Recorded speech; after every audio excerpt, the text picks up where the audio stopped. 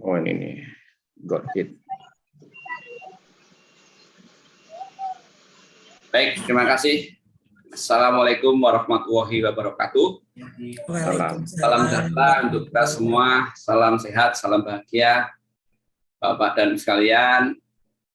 Pertama pada yang hadir dan panelis utama kita, Pak Riyadi, Pendikar Pancasila Untan.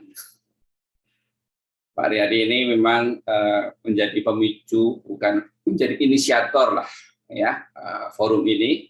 Jadi bagi pemirsa TV Kader Bangsa, kita mencoba membicarakan, mencari sebuah ide-ide, ya, sebuah masukan untuk khususnya untuk para kader bangsa, bagaimana kita menjalani program atau mendapatkan atau mendidik anak-anak kita dalam mencapai sebuah toleransi.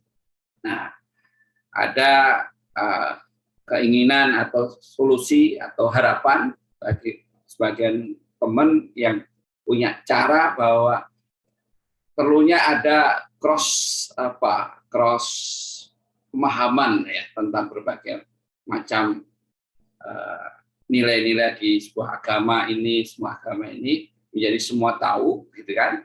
Nah, ada juga yang nggak perlu, gitu kan. Ada yang mencoba juga mengartikan toleransi itu harus semua paham tentang apa yang kita anut. Nah, tapi itu kalau toleransi berbasis agama.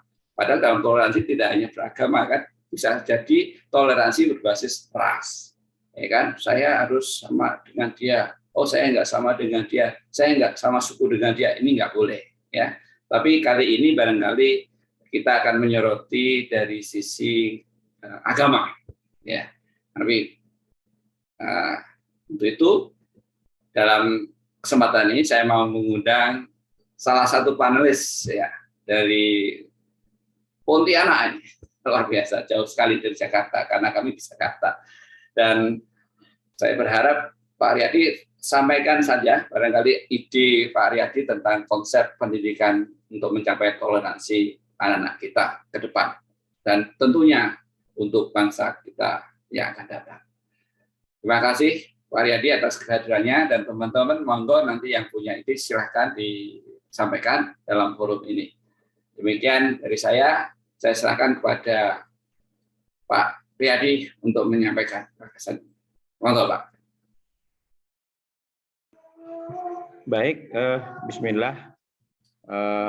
Selamat pagi, Assalamualaikum, salam sejahtera. Karena sekali lagi agenda ini lintas agama, ya. Saya cukup mengucapkan salam sejahtera aja untuk kita semuanya. Karena nanti kalau saya sebutkan panjang, dan itu salam-salam itu ada yang menyerempet masuk ke nilai-nilai akidah, jadi saya tidak bisa menggunakannya. Itu saya paham karena saya juga master pendidikan agama Islam, jadi saya juga paham ada bagian-bagian salam yang bisa untuk umum, tapi ada bagian-bagian salam yang memang tidak bisa karena itu bagian dari akidah, gitu ya. Nah, itu tidak saya diskusikan. Jadi saya cukup salam sejahtera untuk kita semuanya. Assalamualaikum warahmatullahi wabarakatuh bagi yang muslim, ya, tentu. Nah, baik, saya mungkin bisa langsung share screen, ya, agar lebih terarah. Host disable. Saya minta jadikan co-host Pak Kus. Oh, sebentar.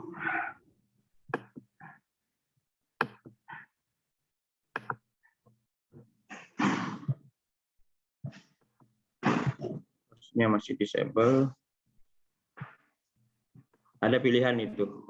Pilih nama saya, terus klik apa namanya? Jadikan co-host. Dijadikan co-host. Udah. Oke, ya. Oke, ini saya sekarang tampilkan pertama sekali. Saya sering itu suka menampilkan yang ini dulu. Apa namanya? Nomor WA atau SMS saya 089650302212 itu yang penting. Ini bagian terakhir dari presentasi saya. Nah, di sini ada Katolik agama lain. Nah, saya mulai dari atas. Ini dia. Oke, program program pendidikan karakter Pancasila itu diawali sejak tahun 2012. Jadi pada tahun 2012 itu terpilih rektor baru, waktu itu Pak Profesor Tamrin Usman. Saya menyampaikan bahwa sering terjadi bentrokan antar fakultas di tempat kami, dan di Jawa juga banyak, di Sulawesi juga ada, bahkan Sulawesi ada yang meninggal waktu itu, bentrok mahasiswa.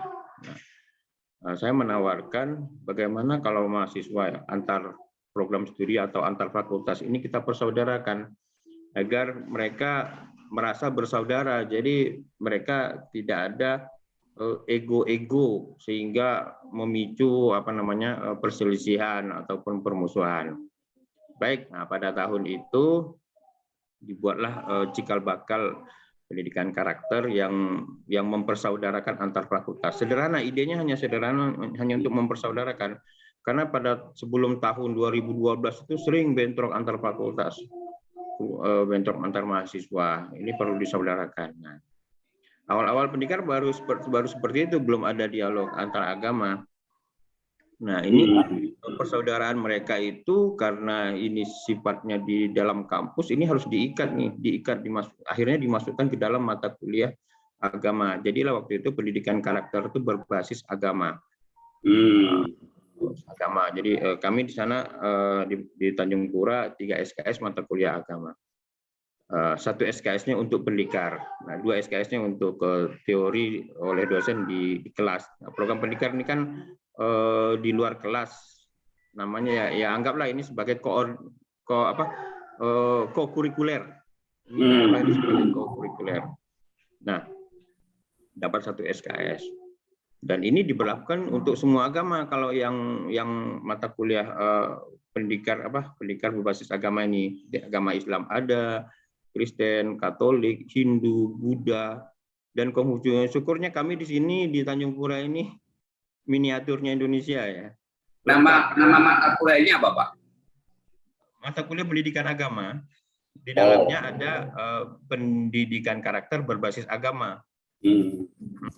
Gitu. Nah, ini berlangsung hingga tahun 2016.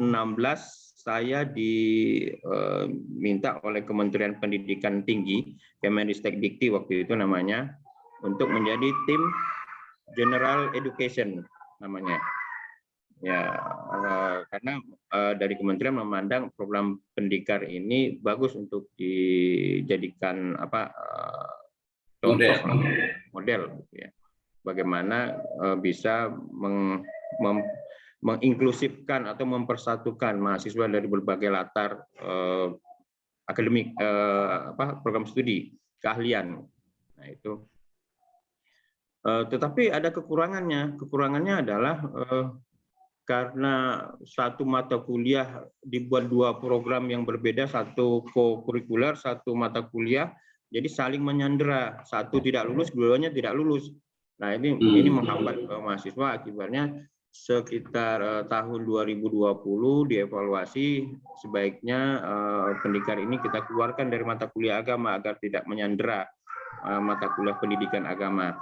Oke, nah setelah dikeluarkan namanya ganti jadi pendikar berbasis Pancasila. Kebetulan juga visi misi Universitas Tanjung Pura itu menghasilkan luaran yang bermoral Pancasila. Jadi ini bagian dari pencapaian visi misi, ya udah flop. Menjadi syarat tadinya 1 SKS dalam mata kuliah agama, sekarang tidak lagi, terus diubah menjadi persyaratan untuk mengajukan proposal penelitian bagi mahasiswa yang akan tugas akhir atau skripsi. Jadi pendikar Pancasila ini tidak masuk dalam kurikulum kuliah, tapi sebagai kurikulum untuk persyaratan untuk bikin proposal penelitian ya? Ya, proposal penelitian. Nah, di sini tapi sejak 2012 sampai sekarang itu program-programnya selalu dievaluasi, diperbaiki. Nah, jadilah sampai sekarang tahun 2021 ya 22 ya awal. Baik, saya munculkan berikutnya. Nah, sebenarnya ini kan karakter yang ingin dicapai nih di dalam soft skill, kemampuan berkomunikasi, kejujuran, integritas, kemampuan bekerja sama, kemampuan interpersonal, terus beretika, kemudian motivasi, inisiatif, itu karakter-karakter yang ingin dicapai. Terus kemampuan beradaptasi, daya analitik, kemampuan komputer, di sini ada disebutkan kemampuan berorganisasi, berorientasi pada detik, kepemimpinan, kepercayaan diri, ramah, sopan. Wah, luas banget Pak ya. IP itu nomor 17. Selanjutnya ada lagi ini kreatif, humoris, kemampuan berwirausaha. Nah, yang seperti ini kan soft skill ya. Ya. Kalau di dalam dunia kerja memang ini yang syarat minimal. Tapi selebihnya kalau dalam tes masuk kerja itu yang dipentingkan malah soft skill-nya itu. Ya. Gitu. Nggak mungkin orang itu kerja sendiri dalam perusahaan, pasti dia bekerja sama dengan orang lain. Nah, di situ letaknya. Bagaimana? Jadi memang ke depan memang yang soft skill ini yang orang cari. Kami tidak mencari orang pintar, tapi kami mencari orang yang bisa kerjasama untuk bersama-sama gitu kan. Oke. Nanti seperti itu ininya tagline-nya. Nah, selanjutnya di dalam program pendidikan itu ini tadi persaudaraan antar fakultas, bagaimana mereka itu belajar untuk bermasyarakat, membangun persaudaraan, walaupun dari disiplin ilmu yang berbeda. Karena nanti dalam dunia kerja, orang itu tidak akan memegang satu disiplin ilmu aja yang harus diketahuinya. Dia harus paham juga disiplin ilmu lain. Ya, namanya juga hidup bermasyarakat ya. Kecuali hidup di hutan, itu pun harus paham bagaimana kondisi hutan kalau hidup di hutan. Nah, baik, lanjut. Nah, di sini ini yang mungkin menjadi trademark juga ya, ciri khas dari pendidikan Untan itu persaudaraan antar agama atau keyakinannya, tujuannya menumbuhkan toleransi. Di sini dibuat SOP, saya buatkan SOP agar tidak masuk wilayah-wilayah yang bisa memperselisih keyakinan atau bisa ya. Pak Riyadi, gambar ini kan cukup memprovokasi gitu ya, teman-teman itu ya. Ini saling belajar agama satu sama lain atau orang lain beragama melihatkan bahwa ini belajar bersama tentang ilmu lain. Ini yang kemarin menjadi perdebatan. Nah, ini sebetulnya kalau Bapak menjelaskannya gimana, Pak Riyadi? Sebentar, ini saya mau tarik juga gini, stop screen, terus saya tampilkan yang mana lagi ya, sebentar. Oke, sebentar. Nah, ini.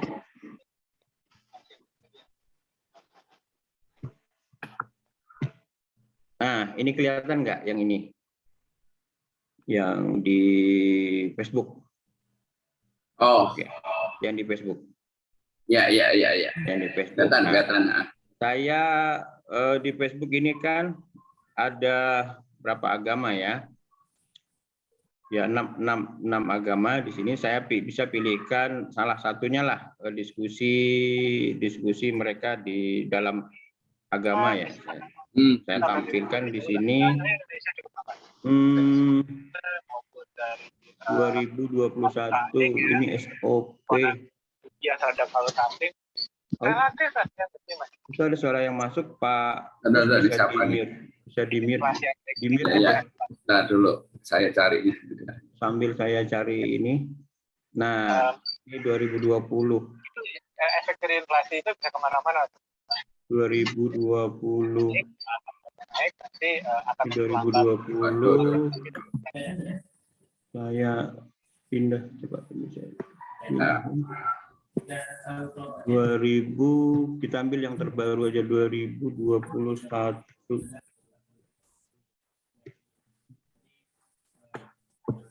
Enggak. Oke. Ini tampil yang 2021. Ya. Nah, sebenarnya mereka diskusikan tuh gini misalkan ya, saya ambil salah satu contoh lah diskusi mereka yang antaragama ya. Mana ini resume, ini apa resume? Ini masih resume. Nah, ini kayaknya. Nah, ini ada foto mereka screenshot di gambar. Sekarang kan online ya. Kalau yang tadi itu offline, jadi mereka ketemu langsung. Nah, di sini mereka salah satu ini. Nah, telah dilakukan diskusi persaudaraan bernegara yang ke-14. Misalkan nama Yohanes, agama Katolik. Yang ini agama Sekar, agama Islam. Oke. Topiknya apa? Nah, misalkan ini. Topiknya tentang pelanggaran hak asasi manusia. Oh, bagus, clear. Bagaimana menurut pandangan Islam? Ini hak asasi manusia adalah ini. Ya, good. Nah, nanti bagaimana menurut pandangan Katolik? Injil Matius ini surat ini, kan Alkitab mengatakan ini. Bagus. Nah, itu ini screenshot nih laporan kita nih. Waduh, luar biasa. Ini ada lagi nih, apa ini? Ini setelah dilaksanakan diskusi bernegara yang ke-17, nama Giovanni agama Islam. Ini nama Rangga agama Katolik. Apa nih tema? Tema mereka pergaulan, judulnya pergaulan bebas. Wah, menurut pandangan Islam seperti apa? Ini ayo kita diskusikan. Pandangan menurut Katolik seperti apa? Gitu. Sikap gereja menolak, melarang hubungan seksual di luar nikah. Oke, Pak Reddy, cukup Pak, bagus. Ya, kembali ke laptop tadi. Kan? Ya, seperti itu yang mereka diskusikan. Oke, bagus. Saya stop screen. Kembali. Ya. Stop screen-nya. Oke. Belum selesai ya tadi ya? Belum selesai ini presentasinya yang belum, makanya tadi kata stop. Oke. Berikutnya sebentar. Saya lanjutkan yang ini ya. Yang gambar. Nah, ini sudah ya, sudah saya jelaskan. Nah, berikutnya ini. Nah, mereka ditugaskan untuk memahami kitab suci masing-masing. Ada nih mahasiswa masing-masing untuk memahami, clear, membaca dari awal sampai akhir ya. Diberi target per hari 7 halaman. Jadi besoknya 7 halaman lagi minimal itu. Tapi bisa juga dirapel seandainya waktunya tidak ada, bisa dirapel untuk pekan depan berapa halaman. Jadi ini fleksibel. Yang jelas mereka membaca berurutan, bukan lompat sana balik lagi bukan seperti itu, berurutan agar kitab suci secara keseluruhan itu, gitu, terutama Al-Quran ya kalau kita dari pandangan Muslim, tidak ada ayat yang terlewatkan sehingga ini nih yang penting di sini nih membentengi mahasiswa dari pemahaman yang parsial. Nah ini yang sangat dikhawatirkan bahaya. Kalau pemahaman kitab suci yang parsial ini yang menyebabkan mahasiswa bisa dicuci otaknya untuk melakukan terorisme, katakanlah seperti itu. Hanya mengambil ayat-ayat tertentu. Nah itu yang salah, yang harus kita bentengi. Jadi mahasiswa saya kalau ada yang berusaha untuk mencuci, mahasiswa itu sudah tahu bahwa ada ayat lain yang menjelaskan tentang ayat tersebut. Jadi mahasiswa itu tahu itu hanya bagian ayat tentang ini, tapi ada ayat lain juga yang menjelaskan. Jadi mereka tidak semata-mata hanya menerima buta gitu, taklid gitu. Enggak, mahasiswa kami memang dididik supaya mereka kritis, tidak bisa dicuci sembarangan gitu. Diajarkan dengan pemahaman yang salah-salah atau menyimpang seperti itu. Nah, berikutnya ini berlaku untuk semua agama ya. Ya. Nah, berikutnya mempengaruhi ekosistem sosial ini adalah ayat-ayat ataupun kalimat-kalimat di dalam kitab suci yang bagus-bagus itu dijadikan status ya. Coba saya contohkan nih. Jadi salah satu status nih. Sebentar, saya screenkan lagi seperti ini ya. Nah, ini yang tadi kan? Ini yang tadi. Nah, kita ambil salah satunya, coba. Katakanlah yang nulis ini siapa? Amelia ya, Amelia. Nah, kita buka nih statusnya Amelia. Kita buka statusnya Amelia ini. nanti di sini ada nih apa namanya status media sosial pribadi nih, akun pribadinya. Mana ya akun pribadinya? Oh, ini status dia di dalam grup, berarti laporan grup. Maksud saya status dia yang di ini, yang di apa namanya? Tidak HP-nya. Di akunnya. Ini kan postingan di dalam grup ini nih. Postingan dalam grup, postingan yang pribadi. Coba sebentar, gimana sih caranya? Postingan pribadi. Mungkin ini kali. Ini dia, postingan pribadi. Nah, seperti ini. Ini semua agama nih. Nih, nah seperti ini dia membuat desain grafis, kemudian jadikan status pribadi. Nanti teman-temannya yang membaca ya, teman-teman di akunnya masing-masing. Ini kalau seperti ini ininya postingannya umum, publik. Ini kan tanda publik, ini siapapun bisa membaca. Jadi Mas Untan statusnya bukan status yang alay yang asal-asalan, tapi mereka membawa misi menyampaikan ajaran agama masing-masing. Ya, agama masing-masing. Nah, itu. Lanjut, bagus. Stop screen. Terus saya kembali yang tadi. Oke, yang ini sudah ya. Ya. Nah, selain itu juga mereka ya menjalankan kewajiban masing-masing agama. Jadi wajib itu, walaupun sudah keluar dari mata kuliah agama, tapi kalau berbasis Pancasila, sila pertama ya ketuhanan yang Maha Esa juga wajib juga, gitu kan. Kalau sila pertama itu kan menjiwai sila-sila di bawahnya, sila-sila berikutnya, gitu kan. Jadi makanya sila ketuhanan yang Maha Esa itu menjadi sila yang pertama karena dia menjiwai dari seluruh sila-sila itu, baik kemanusiaan yang adil dan beradab, persatuan Indonesia, dan berikutnya. Oke. Nah, ini berdoa untuk orang lain. Ini kalau di dalam ajaran Islam ini setinggi-tingginya ini nih iman seorang ini nih, dia bisa mengorbankan dirinya untuk orang lain, untuk kebahagiaan orang lain. Kalau kita pernah membaca riwayat itu nanti kalau versi Islam ya, itu di akhirat itu ada dua orang hamba yang satu melaporkan kawannya yang lain bahwa kawannya ini melakukan kesalahan, ini harus dihukum gitu. Dia mempunyai kesalahan terhadap saya, harus dihukum gitu kan. Dia menuntut haknya gitu. Nah, tapi kata Allah tunjukkan nih ada seperti seseorang yang ditampakkan bagus sekali, derajatnya tinggi. Jadi dua orang itu tadi itu bertanya, siapa itu? Itu bagi orang yang memaafkan kawannya kan. Oh, kalau begitu saya tidak jadi untuk menuntut hak saya maafkan nih. Saya maafkan. Seperti itu ada di riwayat di ajaran Islam. Sehingga kita memudahkan untuk memaafkan orang lain. Sama kepada orang tua kita doa terus memaafkan orang tua. Lanjut Pak, lanjut. Bu Rosi masuk suaranya. Bu Rosi masuk.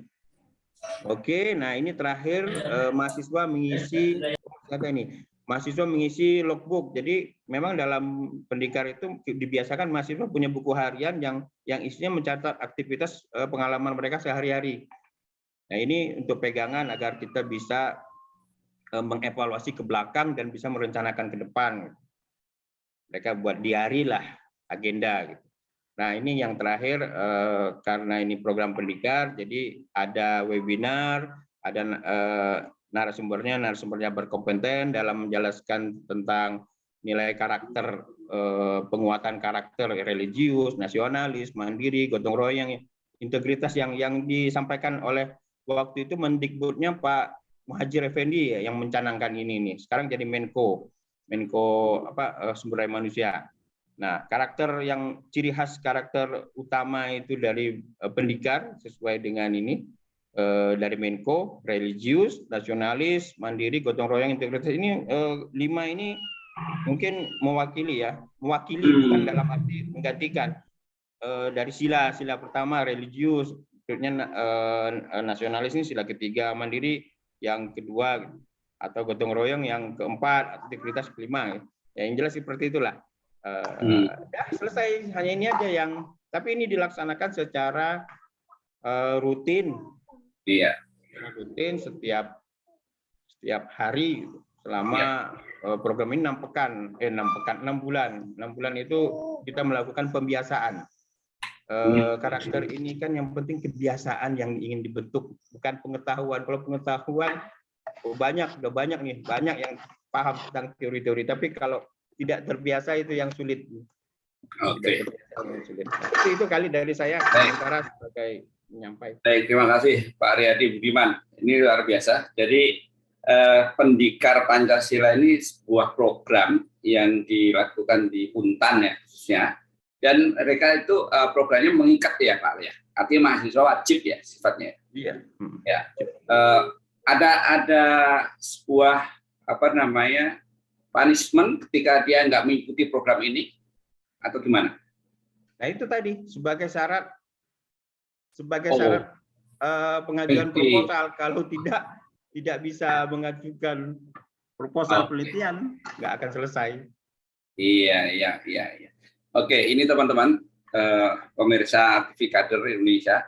Jadi inilah sebuah model pendidikan karakter berbasis Pancasila, dan khususnya adalah berbasis agama, sehingga diharapkan bisa menyatukan antar umat beragama yang tadinya terjadi berbagai macam konflik barangkali antar fakultas, ternyata dengan program ini bisa mereduksi ya, dengan perilaku-perilaku yang tidak diharapkan oleh para orang tua atau para dosen khususnya. Dan ini sebuah pendekatan yang saya kira cukup menarik ya, yang sudah dilaksanakan oleh Untan ini. Jadi membangun toleransi melalui satu model sama-sama belajar tentang kebersamaan dengan konsep isu, kemudian disampaikan beberapa nilai-nilai yang dianut oleh masing-masing agama. Dan yang menarik tadi kan sampai mereka juga harus bikin status sesuai dengan keyakinan dan nilai-nilai yang paling bagus di agamanya masing-masing.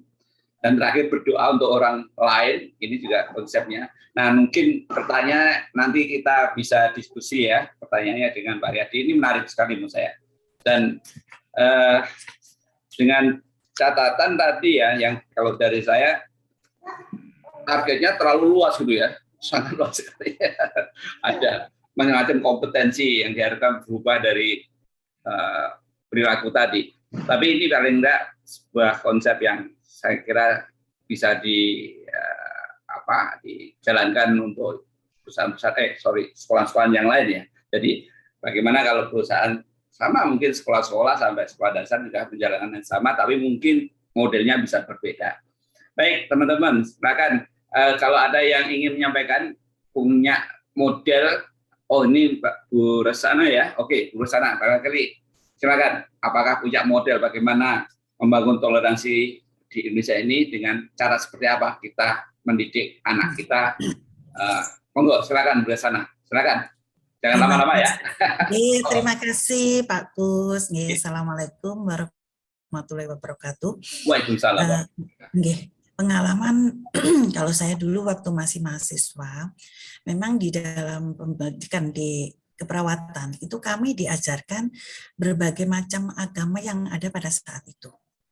Tapi yang diajarkan bukan tentang bagaimana kita beribadah. Tetapi memang seperti yang tadi Pak Riyadi sampaikan, yang diajarkan kepada kami oleh pemuka-pemuka berbagai macam agama tadi adalah bagaimana sih kita bertoleransi dengan teman kita yang berlainan keyakinan, berinteraksi sosial, berkomunikasi, seperti itu yang diajarkan. Karena kami sebagai seorang perawat yang nanti terjunnya ya bisa seperti kebetulan saya di pendidikan gitu ya. Nanti kalau di lapangan otomatis walaupun di pendidikan juga dimanapun ya pasti yang akan menjumpai rekan kita yang berbeda karakter, berbeda latar belakang daripada religiusnya. Jadi kita di situ itu diharapkan bisa menghargai, menghormati dari teman kita tadi. Ya contohnya kalau kita di lapangan pada saat itu, pada saat kita melakukan asuhan keperawatan yang merawat pasien, kita otomatis kan ya Pak, mari kita atau Bu, kita mari berdoa sesuai dengan keyakinan kita, memohon kepada Allah untuk diberikan kesembuhan, diberikan petunjuk dan sebagainya. Nah, itu kalau kita beda keyakinan, boleh dipersilakan dari keluarga untuk membuat suatu PA ya istilahnya, apa namanya itu, pengkajian Alkitab di ruangan itu kita siapkan. Nah, kemudian kita kalau misalkan dia bukan di ruangan tersendiri, ruang kedua kita berikan cut. Yang penting tidak mengganggu pasien lain, atau bisa kita pindahkan ada ruangan khusus dulu di tempat saya ya, waktu saya belajar dulu seperti itu. Begitu juga apalagi kalau sesuai dengan keyakinan kita bisa membantu untuk membimbing dan sebagainya sesuai dengan kemampuan kita, itu bisa. Tetapi kalau yang berbeda keyakinan, kita mempersilahkan keluarga atau pasien tersebut untuk berdoa sesuai dengan keyakinannya atau mendatangkan, itu boleh. Contoh seperti itu yang kami terima. Nah, saat ini yang mungkin yang ingin saya tanyakan kepada Pak Riyadi, dengan tadi kan awalnya dari pendidikan agama, kemudian dari menjadi pendidikan karakter berbasis Pancasila gitu nggih. Atau yang tadi otomatis kan berbeda gitu nggih Pak Riyadi. Apa saya nggak salah dengar nggih? Yang tadi kan ada di dalam pendidikan agama itu ada pendidikan karakter berbasis agama kan begitu nggih ya? Yang tadi di breakdown terus demikian. Nah, sekarang kan kita ingin tahu kalau begitu materi-materi yang diberikan di dalam mata kuliah ini apa saja yang belum saya pahami, apakah sama yang seperti pengalaman saya tadi, berbagai agama yang dimana dari masing-masing pemuka agama tadi menyampaikan bagaimana sih kalau agama kita mana yang boleh, mana yang tidak di dalam interaksi sosial dan dalam menghargai orang lain, di dalam berbeda keyakinan dan sebagainya seperti itu. Jadi bukan yang diajarkan tentang bagaimana ibadah dari masing-masing itu seperti itu.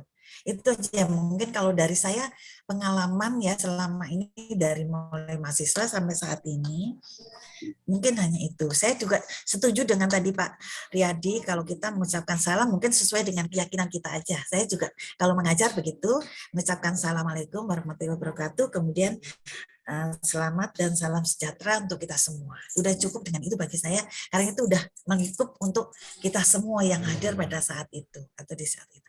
Itu mungkin Pak Kus dari saya sedikit sekali. Siap, baik. Terima kasih. Ada yang lain ingin berkontribusi? Pak Kus. Satu-satu Pak Kus. Iya, satu-satu. Takut hilang, saya kelupaan takut. Oh iya, silakan Pak. Takut pertanyaannya. Tapi intinya perbedaan dari berbasis agama dengan berbasis Pancasila itu ya. Itu kan berbeda, itu kan tadi pertanyaannya. Esensinya sama, Bu, karena antara agama dan Pancasila itu kalau saya perhatikan nilai-nilai Pancasila itu yang menggambarkan nilai-nilai agama. Sedangkan agama itu muncul lebih awal dari nilai-nililai. Kalau kita lihat sejarahnya kan, Pancasila itu berarti katakanlah tahun 1945 yang diresmikan. Atau yang bulan mana, bulan Juni apa bulan Agustus itu udah kita ikuti aja lah apa yang diputuskan oleh pemerintah. Nah, tapi kan orang yang beragama itu jauh sebelum tahun 1945 kan. Betul. Ya, tentu mereka lah yang menginspirasi bagaimana munculnya Pancasila gitu ya. Sila-sila dari Pancasila. Karena Pak Karno itu hanya menyebutkan Pancasilanya, tapi urut-urutannya, substansi bagaimana teks kata-kata Pancasila itu ya yang ada di dalam pembukaan Undang-Undang 45 itu tidak bisa tidak, itu harus diakui, itu yang resminya.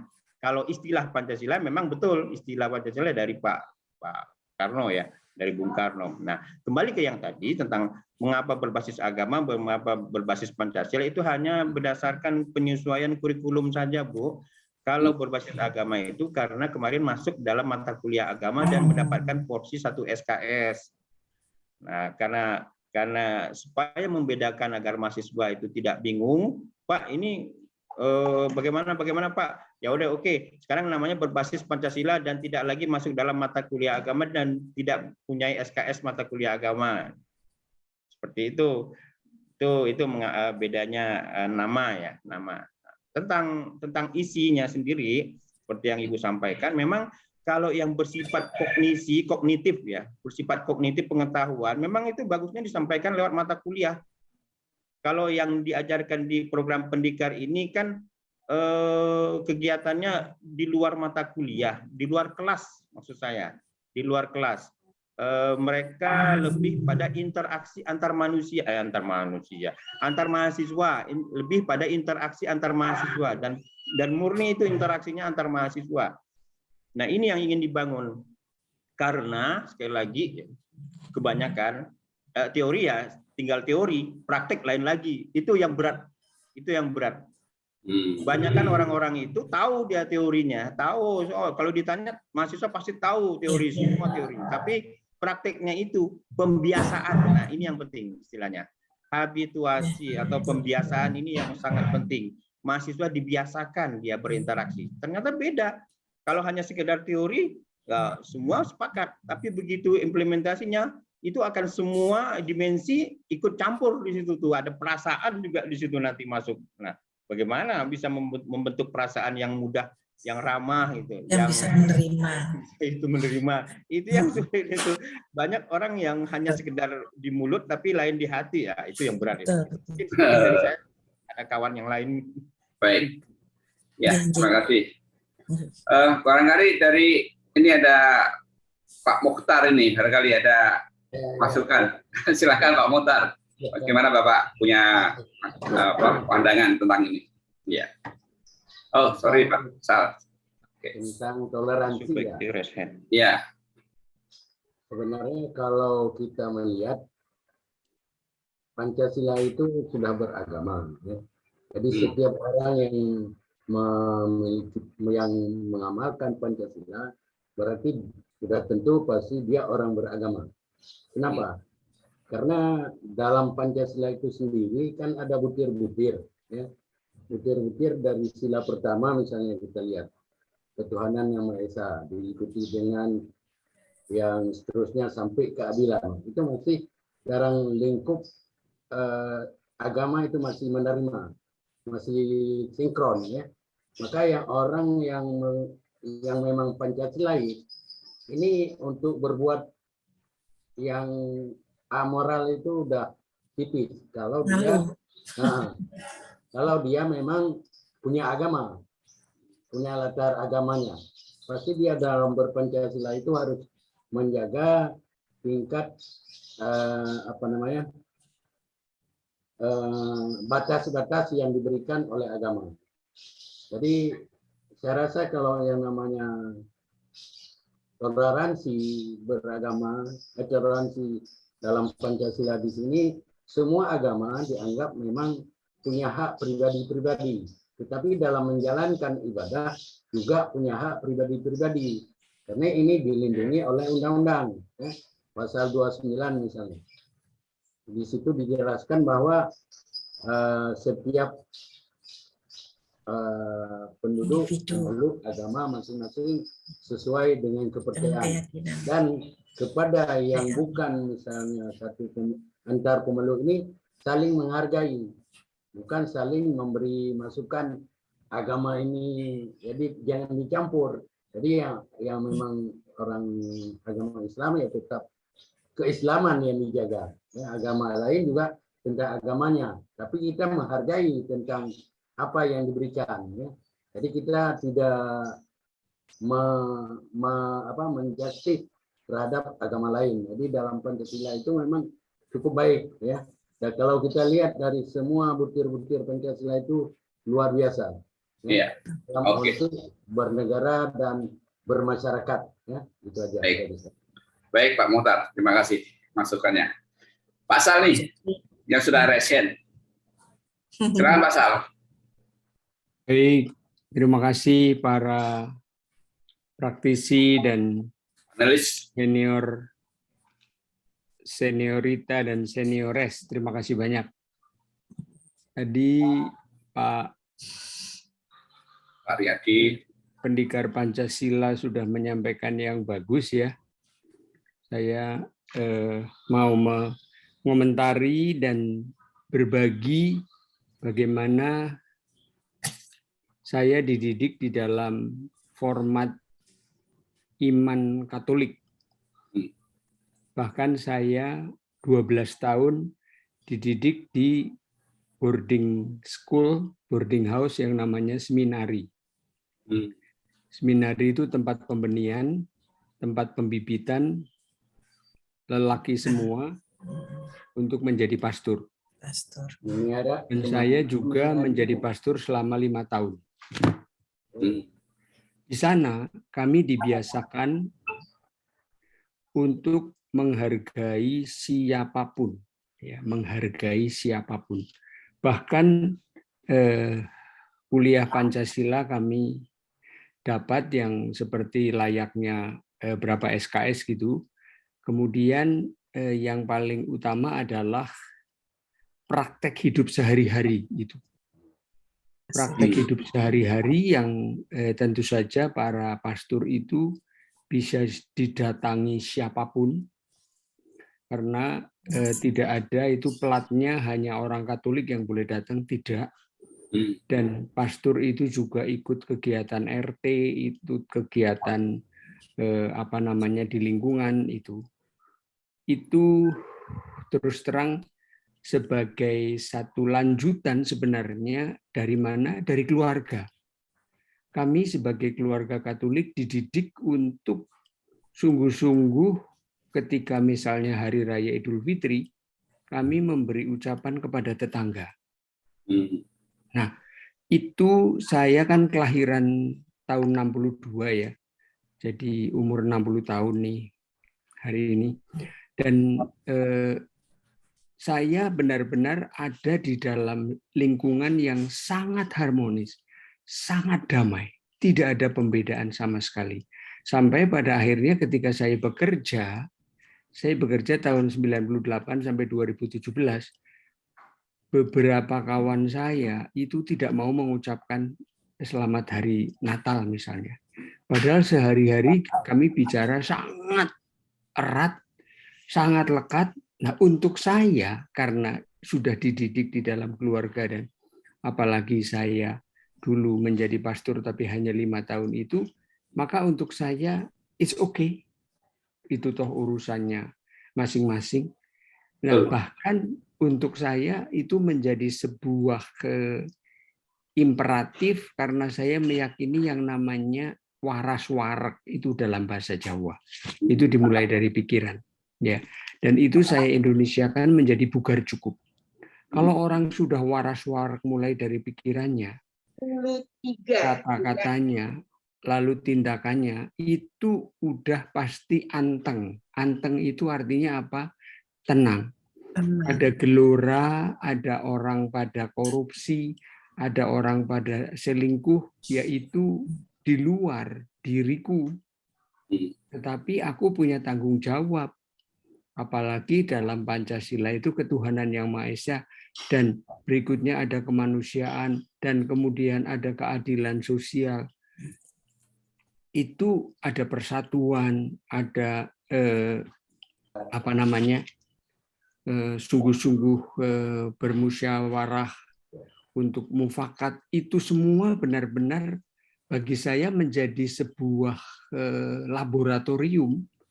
Subekti, Sal, kamu biasa ngomong tentang bugar cukup, buktikan itu. Teman kamu dekat tidak memberi ucapan kamu selamat. Ya.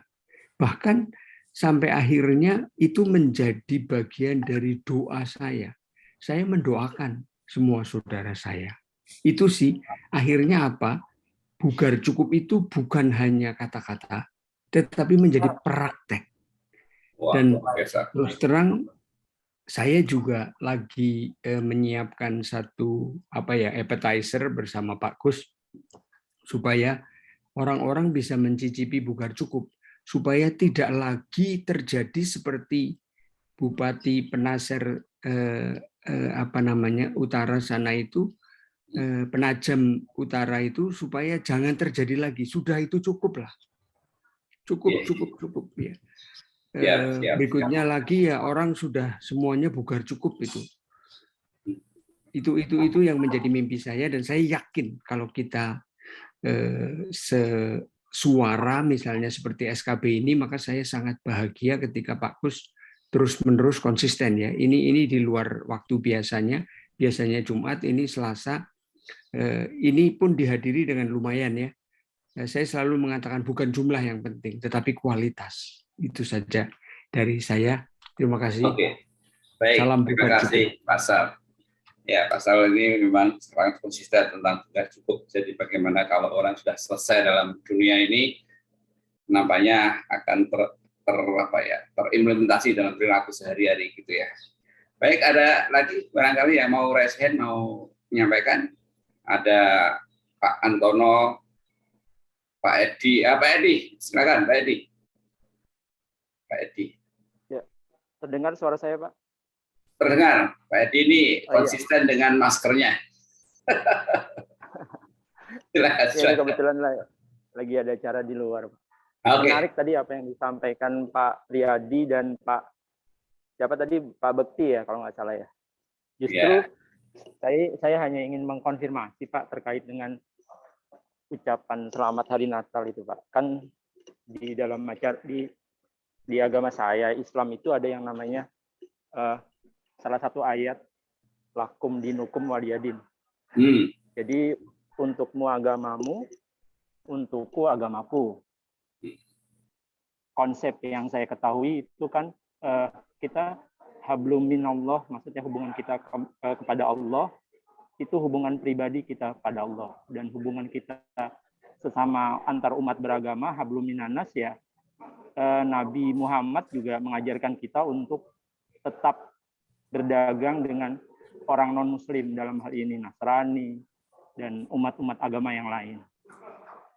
Yang ingin saya garis bawahi adalah bahwa kita memang tidak ada masalah dengan umat lain di luar umat Islam, dan kita diajarkan untuk saling bermuamalah atau berhubungan baik dengan mereka.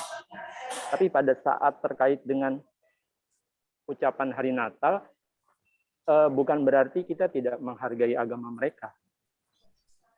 Konsepnya adalah karena itu sudah pengakuan kepada Tuhan, Pak. Nah, itu yang sebetulnya yang memang kalau dari dulu itu akar perbedaan yang sebetulnya sampai sekarang juga masih jadi problem dasar keimanan, Pak. Jadi bukan berarti kita tidak mengucapkan, tidak menghargai. Toleransi tidak harus sampai ke hal-hal yang ada hubungannya dengan ibadah. Kaitannya dengan kita masuk agama Islam itu dengan mengucapkan 2 kalimat syahadat. Nah, itu konsep yang akhirnya umat Nasrani pada saat ingin menjadi mu'alaf, ya mengucapkan 2 kalimat itu. Seperti itu Pak, saya menyamakan Pak antara mengucapkan hari Natal dan 2 kalimat syahadat. Mungkin itu aja yang saya sampaikan. Makasih Pak. Oke, ya itu tadi sudah disampaikan oleh Pak Sal bahwa Pak Sal karena juga cukupnya kalimat-kalimat yang dia terima seperti itu ya nggak apa-apa gitu ya. Itu monggo saja. Nah, ini menarik. Tapi menarik nanti kita tidak itu ke arah toleransi kita ya. Itu kan sudah sering gitu ya. Tapi mungkin ya sebelum ke teman-teman, saya juga punya pengalaman ini. Saya itu di gang saya itu kira-kira cuma 50 meter lah. Gang saya itu 50 meter. Dan di situ itu diisi oleh berbagai macam ras. Ya, ada Hindu, depan saya itu Kristen, Kristen, samping saya itu juga teman orang Batak Kristen, kan? Depan samping saya itu Hindu, kanan saya sekali juga non Muslim, gitu kan? Terus ada Chinese-nya, jadi itu Bhinneka Tunggal Ika. Sejak saya muda, dan saya merasa bahwa nggak ada hubungannya dengan agama, karena ya biasa ngomong makan antaran makanan. Kemarin sambil saya gini nih dia kena COVID, ya kita bantu, tapi nggak ada hubungannya dengan agama. sama sekali. Tapi hanya bertoleransi, kehidupan bersama-sama sebagai tetangga gitu. Saya harus memberikan sesuatu karena dia sakit, menyapa kalau dia pergi, minta tolong kalau saya pergi, biasa, nggak ada masalah dengan. Tapi apa yang disampaikan Pak Edi tadi memang betul, ya, itu jadi persoalan. Jadi bukan persoalan, sorry, itu ada yang tidak mau sama sekali, tapi nggak ada masalah. Teman saya, oh nggak apa-apa, silakan, itu aku tahu kok, itu agamamu memang nggak boleh kan, saya tahu. Berarti kan kedewasaan orang itu sendiri, ya, tetangga itu sendiri. Wah, aku tahu, sama apa, yang penting kita happy saja. Ya udahlah. Ini menarik, jadi kata-kata happy saja, gitu kan, di antara. Karena saling memahami, bahwa, oh iya, aku tahu kamu agamamu nggak boleh gitu, tapi agamaku boleh nyampe gitu. Jadi clear. Nah, saya sendiri gitu dalam konteks itu kalau karena kita berhadapan pada banyak teman gitu ya ini sekelas oke, supaya adem ya saya sampaikan gitu. Tapi di dalam keluarga saya termasuk tidak menyampaikan ini pasal ya, tapi ada sesuatu yang perlu saya sampaikan ya, gitulah namanya membangun toleransi kepada sahabat-sahabat kita. Tapi intinya di dalam pendidikan toleransi kepada anak. Nah, akhirnya anak saya ini bisa berinteraksi dengan tetangga saya depan persis, malah kayak saudara sudah. Kalau dia pergi, kita masuk. Kalau dia pergi, kita masuk. Kayak saudara ya. Bahkan sampai tahu-tahu, kok kita anak saya sholat, orang itu anaknya ikut malah nungguin itu. Udah pulang dulu aja, kita mau sholat tarawih, gitu. Jangan kita anterin. Jadi nggak ada masalah dengan itu. Nah, ketika ada masalah, justru persoalan yang sekarang ini yang menjadi persoalan. Akhirnya diingatkan gitu loh. Kita dulu sudah diingatkan, oh ada toleransi. Dulu toleransi nggak ada masalah menurut saya. Karena menurut saya toleransi itu kan tidak hanya dalam agama, ras juga kan. Nah, kita dididik dari kecil sebenarnya nggak ada masalah dengan toleransi, karena semuanya persahabatan. Mungkin karena tingkat pemahaman agama yang belum dalam gitu barangkali ya. Itu yang terjadi sampai usia dewasa nggak ada masalah. Yang penting tadi akhirnya kita belajar agama, ada akidah dan sebagainya yang harus kita ikuti gitu. Oke, itu teman-teman, jadi apa yang disampaikan oleh Pak Riyadi sebagai pemantik bahwa kita perlu ada sebuah model pendidikan untuk anak kita, untuk para anak-anak didik kita, baik itu SMP, SD, SMP, SMA, bahkan mahasiswa tadi, itu bagaimana akhirnya bisa membangun kebersamaan antar umat beragama. Ini titik temunya. Nah, pengalaman Pak Riyadi ini sangat menarik saya kira. Nah, itu kalau Pak Riyadi ada bukunya gitu bisa di-share tuh Pak, bagus tuh. Nah, tinggal bagaimana kita mau menjadi kader untuk menyampaikan program-program ini, sangat menarik ya. Tidak mengajarkan akidah, tapi mengajarkan bahwa isu ini, pandangan dari agama ini, ternyata saya kira sama. Karena sama akhirnya clear kan masalahnya. Kita bisa bersama. Gitu. Ada yang lagi, ini ada Pak Antono nih, silakan Pak Antono, ada yang ingin disampaikan barangkali. Antono. Baik. Terima kasih. Suara saya bisa terdengar ya? Terdengar. Ya, baik. Oke, baik. Terima kasih. Selamat Bapak dan Ibu sekalian. Saya mohon maaf tadi tidak sempat lihat dan belajar dari sistem pendidikan. Tidak tahu betul ini bagaimana, tapi secara garis besar saya pasti pendidikan Untan, pendidikan karakter di Untan ini betul-betul menjadi, ya harusnya menjadi contoh kita ya di lembaga-lembaga pendidikan lainnya ini untuk kita tiru gitu ya. Begini Pak, terima kasih. Saya ingin berangkat dari sebuah penelitian yang dilakukan oleh Universitas Islam Negeri di Jakarta, beberapa tahun yang lalu ya, mungkin sekitar 3 tahun yang lalu, yang mana hasil penelitian tersebut masih sangat relevan kalau kita berbicara di masa hari ini ya. Mereka itu melakukan survei ke seluruh tenaga pendidik, atau dalam hal ini adalah guru ya, guru dari madrasah, dari SD sampai pada SMA. Jadi tidak hanya guru umum yang beragama Islam, tetapi juga guru madrasah gitu ya.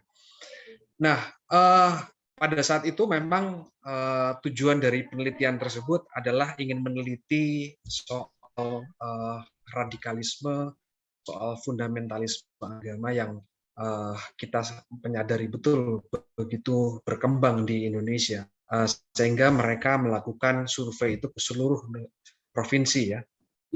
Kalau tidak salah sekitar 2000-an guru kalau saya tidak salah. Nah, hasilnya itu cukup mengkhawatirkan Pak Gus dan Bapak Ibu sekalian. Pertanyaan-pertanyaannya saya lupa ya, ada begitu banyak pertanyaan, tapi mungkin kita kalau ambil sampling saja pertanyaannya, contohnya misalnya seperti apakah Anda tidak keberatan ketika tangga Anda itu yang beragama non-Muslim melangsungkan peribadatan di rumahnya begitu. Kemudian juga ada pertanyaan, apakah Anda keberatan ketika di lingkungan perumahan Anda atau kamar Anda didirikan rumah ibadah atau didirikan sekolah yang berbeda agama dengan Anda. Juga pertanyaan yang cukup cukup menusuk, misalnya seperti apakah Anda akan menandatangani untuk penolakan rumah ibadah yang berbeda agama jika dibangun di rumah atau di sekitar lingkungan Anda begitu ya.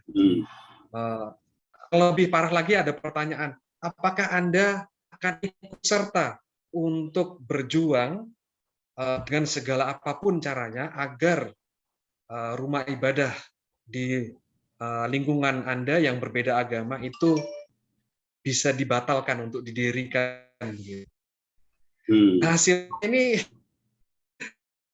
ini tenaga pendidik ya Pak Gus ya, Bapak Ibu, ini seorang guru ya yang diambil surveinya ya. Hasilnya kurang lebih rata-rata sekitar 50-60% itu tidak setuju kalau tetangganya melaksanakan ibadah, kalau di lingkungannya didirikan rumah ibadah maupun pendidikan yang berbasiskan agama di luar keyakinan dirinya. Kalau dia setuju, kalau dia ingin berjuang untuk meruntuhkan atau merobohkan rumah ibadah yang berbeda keyakinan.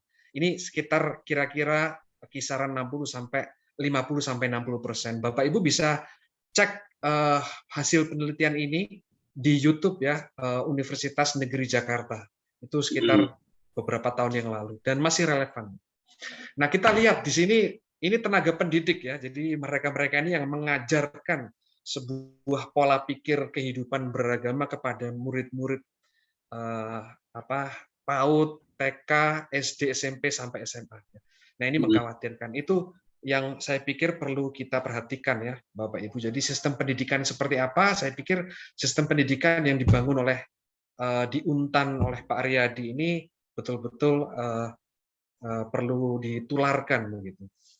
Yang pertama itu Pak. Yang kedua, ini kita forum ini dilaksanakan atau dibuka oleh Pak Kus dalam rangka untuk memfasilitasi adanya perbedaan pendapat Pak Kus ya di grup WA kita ya Pak Kus ya terkait dengan toleransi. Nah, ini memang penting ya untuk kita coba diskusikan ya, karena kalau sependek pengetahuan saya masih banyak masyarakat yang belum punya waktu mungkin ya untuk memperdalam, memperluas makna dari toleransi dan bahkan mungkin juga makna dari sila pertama ya, ketuhanan yang Maha Esa gitu ya. Seakan ketuhanan yang Maha Esa itu harus orang yang beragama, gitu ya. Lantas orang yang tidak beragama, apakah bisa, gitu ya? Lantas kalau kita bertemu di jalan, gitu, orang yang tidak beragama harus kita usir dari tanah air Nusantara kita yang tercinta ini, atau bagaimana? Kan begitu kan ya? Nah, ini sikap-sikap seperti apa yang harus kita bangun? Paradigma seperti apa yang harus kita bangun?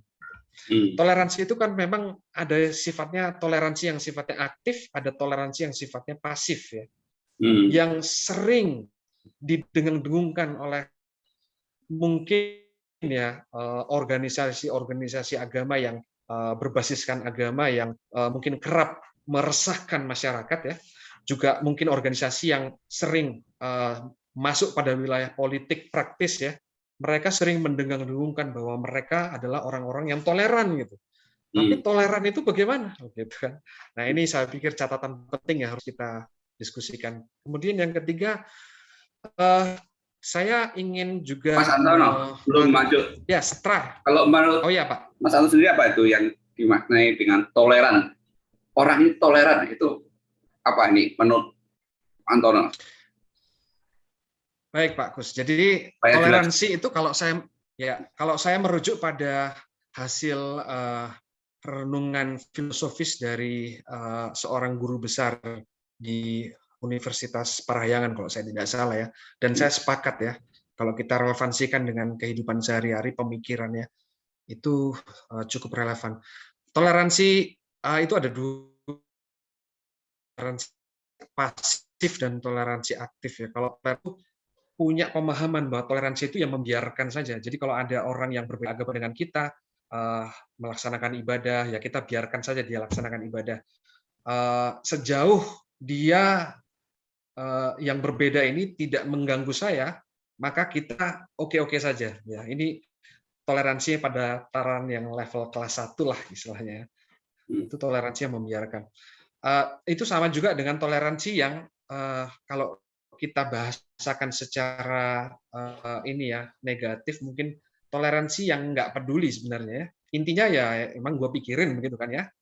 Selama Anda tidak mengganggu saya, menyenggol akidah saya gitu ya, ya sudah terserah kan begitu ya. Itu nggak seperti itu. Ada juga toleransi pasif yang sifatnya itu superioritas, Pak. Superioritas terselubung. Ini memang terminologi yang dicanangkan oleh seorang guru besar di Unpar situ ya. Tapi menarik. Misalnya suatu paradigma atau pola pikir yang menganggap gitu. Misalnya begini, ya biarkanlah mereka seperti itu. Maklumin aja. Kasihan mereka punya pikiran atau keyakinan seperti itu. Mereka kan nggak tahu ya, mana yang benar ya. Padahal itu kan salah gitu. Nah, karena keyakinan saya inilah yang paling benar begitu ya. Mereka itu terkecoh dengan keyakinan mereka gitu. Sayang saja. Nah, ini ya nggak muncul konflik memang, tapi itu toleransi yang sifatnya pasif. Sifatnya terselubung, superioritas terselubung. Dampak dari pola pikir seperti ini ya kalau kita ngomongin ini bisa panjang lebar Pak Agus, bisa menyangkut wilayah pemimpin yang kita pilih harus Muslim dan seterusnya karena ada superioritas yang mendominasi dan menggerogoti paradigma kita secara tidak sadar gitu. Nah kemudian ada juga toleransi aktif ya. Toleransi aktif ini seperti apa? Toleransi aktif itu pada dasarnya tidak hanya sekedar membiarkan gitu, tapi mencoba untuk memahami.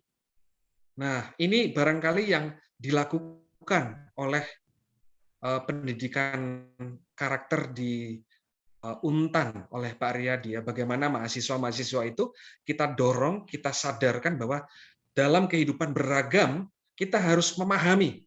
Sekedar memahami, apakah memahami itu berarti kita menerima sebagai sebuah kebenaran? Tentu tidak ya. Kita sekedar memahami gitu. Misalnya tadi ada yang menyinggung soal ucapan Natal ya. Nah ini kalau kawan-kawan, saudara-saudara yang dari non-Muslim tidak bertanya gitu ya, apakah betul gitu di Islam mengucap Natal itu haram hukumnya gitu?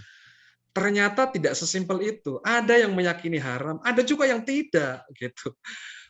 Islam itu kan begitu banyak mazhab-mazhabnya. Jadi kalau tidak ada upaya pemahaman, kalau tidak ada upaya untuk memahami, maka paradigma orang yang berbeda agama dengan Muslim misalnya menganggap bahwa kok begitu ya agamanya. Tapi kalau ada paradigma toleransi yang ingin memahami, dia akan bertanya, akan berdialog, ya. Maka dia menjadi, dan ternyata tidak semua umat Muslim itu punya pola pikir yang cukup rigid begitu ya. Semua diharamkan, termasuk ucapan selamat Natal. Tapi ada juga yang lebih lebih fleksibel, lebih bisa menyesuaikan dengan zaman modern misalnya ya. Nah itu akhirnya membuka dia untuk akhirnya lebih menyayangi lagi umat-umat Islam. Saya kira itu supaya tidak berkepanjangan ini Pak Gus. Ya. Mohon maaf. Ya paling tidak ada kita memahami tentang arti toleransi dari perspektif Mas Antono sebagai seorang filosof muda Indonesia. Ya, jadi toleransi itu ada dua, bukan filosof. Aktif dan pasif. Ini saya juga baru paham itu ada toleransi seperti itu. Tapi pemahaman toleransi ini kan beragam lah ya. Ini macam-macam lah karena memang belum ada SK Presiden tentang toleransi atau TAP MPR gitu ya. Tapi nggak apa-apa.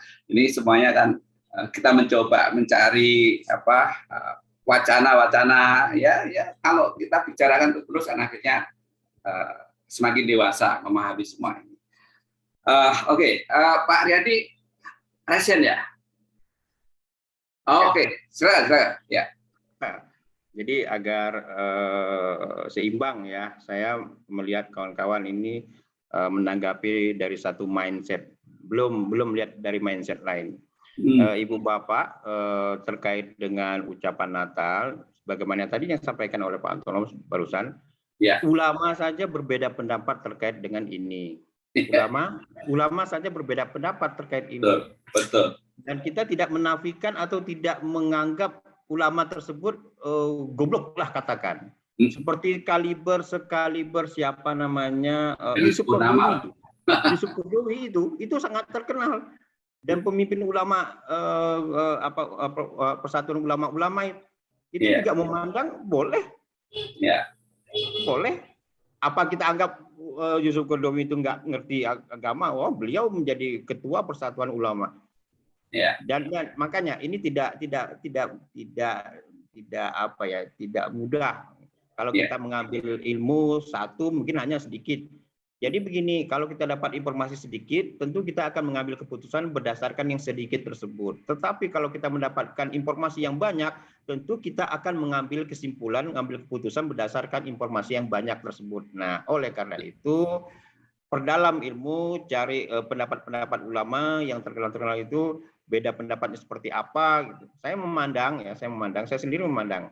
Bahkan saya dianggap liberal. Mengapa membuat diskusi antar agama seperti itu? Bahkan saya bilang ini udah salah ini nih. Coba lihat. Nah, saya ada share di grup maupun di Zoom ini tentang Piagam Madinah. Coba perhatikan Piagam Madinah. Siapa yang buat piagam? Itu Nabi yang buat piagam. Coba lihat isinya. Isinya itu mempersaudarakan, bekerja sama, bahkan membebaskan beribadah. Di situ udah jelas. Kalau mau contoh lebih jauh lagi, pernah mendengar cerita Nabi Muhammad menyuapi Yahudi tua, buta gitu, disumpah serapah gitu. Nah, seperti itu. Apakah kalau ditanya setuju atau tidak Nabi menyuapi wanita tua Yahudi, bukan agama Islam? Setuju atau tidak? Setuju atau tidak Nabi kena sumpah serapah oleh Yahudi tua tersebut sambil disuapi? Setuju atau tidak? Nah, kalau kita digitukan, setuju atau tidak? Kalau kita anggap tidak setuju, mengapa Nabi melakukan tersebut? Apakah kita menganggap Nabi itu salah?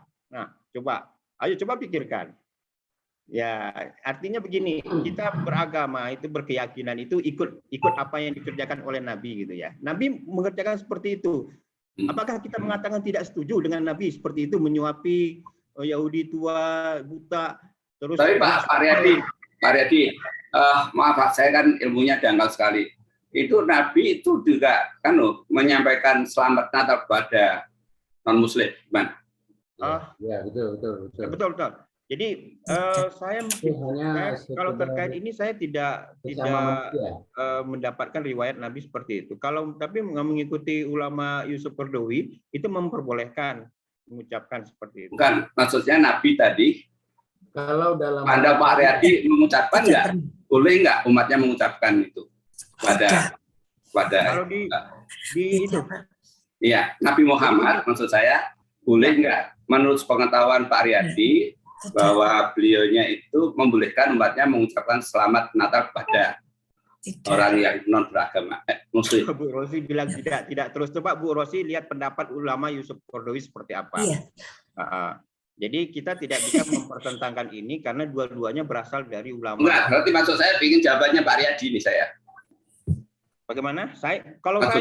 Kalau ditanya saya pribadi ya Pak Antono, lihat aja di status Facebook saya. Bukan pendapat Selamat bukan Pak merayakan pendapat Pak Natal Riyadi. dan Tahun Baru itu ya. Maaf, Itu udah Pak. jelas tuh, clear. Pendapat Pak Riyadi tentang Nabi Muhammad itu membolehkan nggak umatnya menyampaikan Tidak ada selamat kata- Natal kepada umat. Bu Rosi tadi sudah menyampaikan tidak Iya. ada. Oke, Tidak berarti Tidak ada kata-kata Nabi yang clear, berarti clear bahwa tidak ya. Tidak berarti Pak Kus itu tidak berarti tidak disampaikan atau tidak disebutkan seperti itu bukan berarti melarang ya. Oh iya. Berarti Nggak clear. melarang karena itu Nggak, artinya ulama saya Yusuf sudah Qaradawi clear. juga mengambil Oke. pedoman seperti itu. Oke, clear bahwa Nabi Hal-hal yang tidak diatur oleh Nabi belum tentu dilarang begitu loh.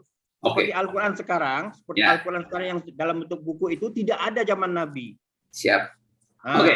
apakah itu dilarang? Ya kan? Oke. Seperti itu Stop. maksud saya. Jadi jangan kita kaku atau jumut lah bahasa Ya. agamanya. Kaku Clear. terhadap agama. Gitu Ya. loh. Siap, clear. Artinya itu Ya, benar, perspektif benar. masing-masing, keyakinan masing-masing memang agak lama kalau bicara soal ini kan. Saya yakin agak lama karena itu menganut kepercayaan yang paling dalam ya soal hakikat Betul. tadi, ya kan? Betul. Oke, Mas Antono, silakan. Iya, baik. Jadi begini, Pak.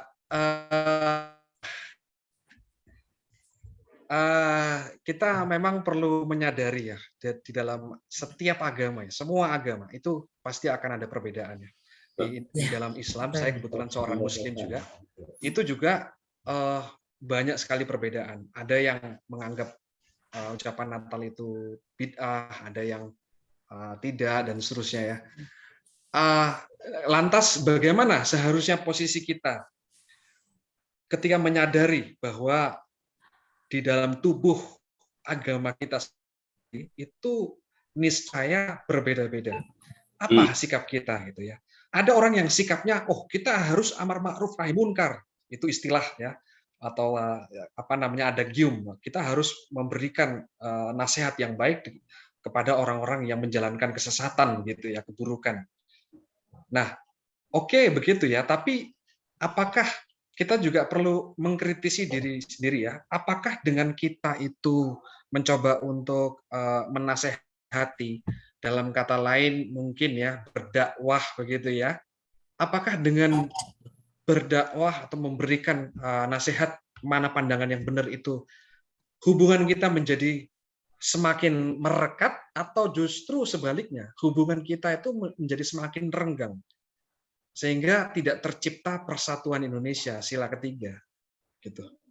Tapi kalau pandangan kita tapi tetap amar ma'ruf nahi munkar gitu. Apalagi orang-orang yang mengedepankan kemunkarannya caranya bukan dengan ma'rufnya caranya ya, itu lain udah radikal saya pikir ya. Nah, gimana lah sikap kita? Kalau saya menyikapinya begini, ya silakan. Kalau ada orang yang orang yang berkeyakinan bahwa Rasulullah pernah sempat bersabda bahwa mengatakan musik itu haram, dan kalau kita telusuri itu memang ada Rasulullah mengatakan seperti itu ya. Tapi meskipun ada juga ya sahabat yang mendengar juga bahwa Rasulullah mengatakan bahwa ya biarkan saja orang yang bermain musik gitu ya. Artinya enggak gitu ya. Ini akhirnya berbeda pandangan. Termasuk ucapan selamat hari harus mengundang seorang kiai ini Pak. Nggak bisa kita sekedar dengan pengetahuan kita masing-masing memutuskan Nabi mengucapkan, Nabi tidak mengucapkan. Saya pikir kita harus mengundang orang yang betul-betul ahli dalam bidang itu ya. Nah, tapi yang terpenting bukan apakah Nabi mengucapkan atau tidak. Yang terpenting adalah sikap kita bagaimana. Apakah kita dalam hal ini melakukan toleransi aktif atau toleransi pasif? Setidaknya minimal ya, kalau kita masih belum bisa aktif ya pasif saja. Ya sudah, nggak apa-apa, silakan yakini apa yang kamu yakini gitu. Saya juga meyakini apa yang saya yakini. Anda nggak perlu maksa-maksa saya berdakwah kepada saya untuk mengatakan musik itu haram, nggak perlu gitu ya. Karena saya juga bisa berdakwah kepada Anda gitu, bahwa mengatakan musik itu nggak haram gitu. Yang haram adalah pikiranmu gitu kan. Nah, termasuk ucapan hari Natal juga begitu. Yang haram itu bukan ucapannya, tapi hati kamu yang akhirnya berpindah akhlak begitu.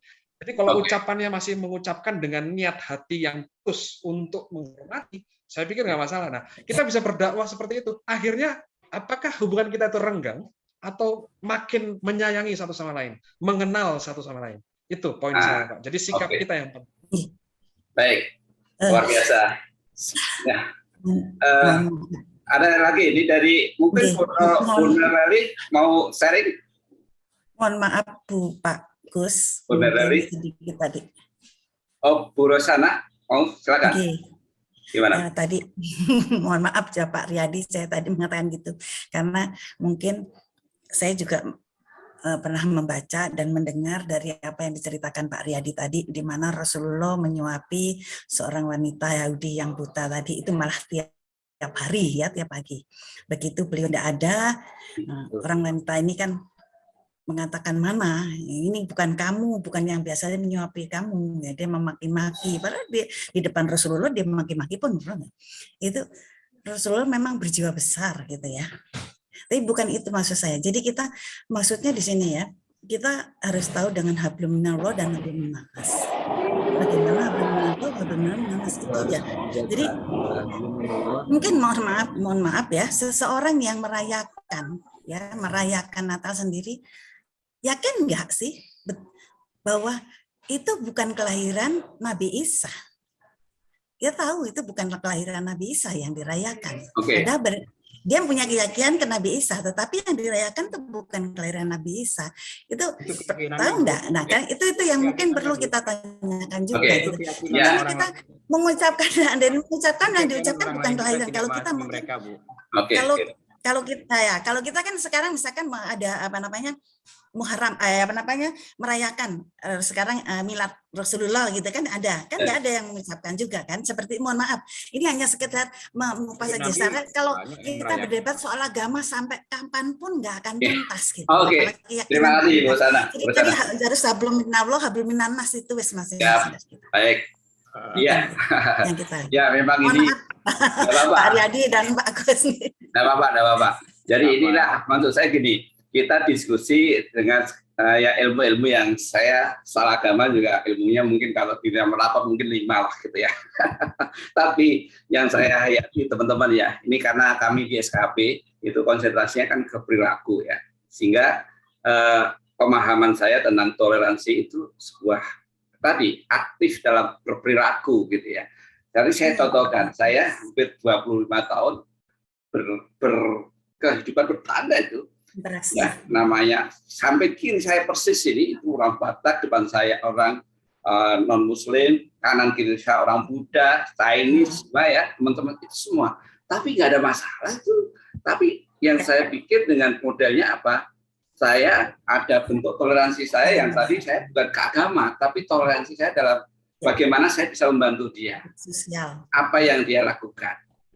Dan apakah dia mencoba menyakiti saya dengan enggak ada sakit, saya juga enggak menyakiti dia gitu ya. Itu maksud saya dalam toleransi tidak hanya sudut agama menurut saya, tapi bagaimana kita bertoleransi dalam segala karakter tetangga ya, karakter teman. Saya berteman dengan Pak Saka Abadi ini hampir 25 tahun ya. Jadi Pak Saka Abadi ini teman saya sejak tahun 95, bayangin kita abadi, makanya Saka Abadi. Jadi nggak ada masalah sebetulnya. Jadi menurut saya jangan dilarikan di dalam dikotomi agama menurut saya. Ini malah justru, tapi bagaimana kita menyatukan dengan perilaku. Jadi saya setuju dengan pendidikan dengan karakter yang disampaikan Pak Riyadi itu nggak apa-apa menurut saya. Oke, silakan ya, karena mereka agamanya masing-masing menceritakan dengan isu menarik masing-masing. Tapi teman-teman yang ingin saya tekankan dalam perilaku, yang penting adalah action kita kepada teman-teman. Maksud saya gini, contoh kalau toleransi, saya ngasih kesempatan nggak kepada orang non-muslim? Itu bagi saya contoh. Saya mempekerjakan karyawan non-muslim. Ya kan? Bahkan saya pernah mengerjakan orang ras bermacam-macam ras. Ya, itu. Artinya itu sikap toleransi saya. Nggak ada masalah, orang anak clear kan. Itu dicontohkan Nabi itu, Pak Kus. Iya, artinya itu yang sudah dicontohkan oleh Nabi seperti itu. Nah, jadi tapi begitu masalah sembahyang, maksudnya silahkan, saya nggak ngurusin sembahyang dia tadi yang disebut biarkan gitu ya. Tapi selalu mengaca diri ke kita bentuk toleransi kita kepada teman non muslim itu seperti apa, itu yang penting. Apakah saya ketemu pasal itu orang mantan seminari itu, agamanya kuat di sana, tapi saya lantas nggak mau bergabung dengan pasal, saya tutup. Oh enggak, silakan, karena kita membangun negeri ini dengan keberagaman. Nah, tapi soal kita, ya itu tadi nggak boleh dicampur adukan oleh perusahaan tadi hablumminallah hablumminannas. Itu sudah clear gitu ya. Tapi untuk mendewasakan tadi Pak Anton, supaya kita punya pikiran-pikiran yang lengkap ya tentang toleransi ini, ya perlu saling belajar mendalam ya. Antar agama sendiri saja itu juga masih ada perdebatan ya soal nggak boleh ini, nggak boleh itu ya. Di dalam agama yang lain juga nggak boleh ini, nggak boleh itu, silakan. Tapi yang kita harus mencari sosok-sosok yang punya perilaku yang diharapkan negara ini, punya karakter seperti apa gitu. Itu yang penting. Tetangga meninggal, dia non muslim, masa kita nggak melayat? Kan lucu. Oh jangan melayat itu, enggak lah. Ya kita harus melayat. Itu melayat kan biasa ya. Gitu. Nah, apakah tadi mereka menjalankan ritual? Masa tempat saya diparkir? Oke, silakan parkir di sini kalau diperlukan. Tempat kita kosong, silakan. Ya, sementara di depan ada haliloya dan segalanya, monggo. Itu kan bentuk toleransi. Masuk, jangan pakai tempat saya parkir ini, nggak boleh. Nah, ini yang dia nggak punya toleransi. Karena dia sedang melakukan ritual, kita punya peluang untuk memberikan kebaikan pada dia, masa semuanya yang menilai kan Tuhan yang Maha Esa, kan gitu ya. Baik teman-teman, ini luar biasa. Jadi sengaja saya mencari hari khusus ini karena jangan sampai hari yang sudah kita sempatkan pada Jumat yang itu tereliminir oleh materi yang bagus ini. Dan saya yakin materi ini akan menjadi bagian dari yang kita perlu pikirkan. Gimana mendewasakan masyarakat Indonesia khususnya melalui model pendidikan toleransi yang sudah diinisiasi oleh Pak Riyadi, Pendikar Pancasila dari Untan. Mungkin nanti ada yang lain, Mas Antono kayaknya punya konsep. Silakan, ini menarik ya. Yang intinya tadi yang dipesankan oleh Bu Risana, jangan sampai mencampur adukan mana wilayah hablumminallah dan mana wilayah hablumminannas gitu ya. Oke.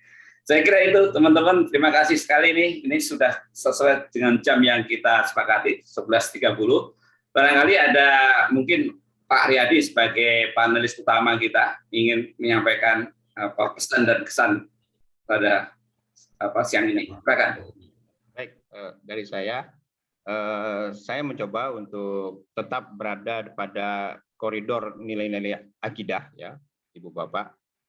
Tetapi saya cari dalil-dalilnya yang ada yang bisa memperkuat, sekali lagi perbandingan agama, bahkan perbandingan antara para ulama.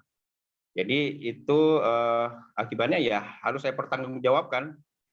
Karena sekali lagi, coba Ibu Bapak baca betul-betul Piagam Madinah. Piagam Madinah itu sudah dalam bentuk konstitusi, resmi sudah. Nabi yang buat. Pelajari betul-betul. Saya lihat, saya banyak terinspirasi dari piagam tersebut, di mana rakyat apapun agamanya bahu-bahu termasuk pada musuh. Bahkan ada itu ya, ada apa namanya, kerjasama. Nah, itu bisa kita baca dan kita pahami. Terutama tadi jangan sampai kita mengambil keputusan dari satu sisi atau satu ilmu, kita cari ilmu yang lain pembandingnya seperti apa. Dan saya khawatir Nabi pada waktu perang Ghanimah diprotes oleh salah seorang bahwa Nabi tidak adil. Itu bayangkan, ada yang memprotes Nabi. Terus pada saat Ali memutuskan suatu keputusan, Ali dianggap salah, menyalahi agama, bahkan Ali itu dibunuh. Nah, itu jangan sampai itu yang terjadi gitu ya. Saya khawatir kalau kita mengambil satu kesimpulan, satu pendapat ya, ulama yang seharusnya kita ikuti, Nabi yang harusnya kita contoh, Khalifah Ali yang harusnya diikuti oleh rakyatnya, itu bisa terjadi akibatnya. Bahkan Ali dibunuh kan, nah, Nabi diprotes. Sampai Nabi marah, siapa lagi yang lebih adil kalau saya dianggap tidak adil? Bayangkan seperti itu. Wah, ya itu dari saya agar kita menambah ilmu kita dulu lah, tambah dulu ilmu kita, cari pengetahuan agar kita bisa mengambil keputusan dengan yang lebih baik. Itu dari saya. Makasih. Terima kasih Pak Radi. Jadi kalau nanti kita mau belajar agama, tapi jangan di SKB sini loh.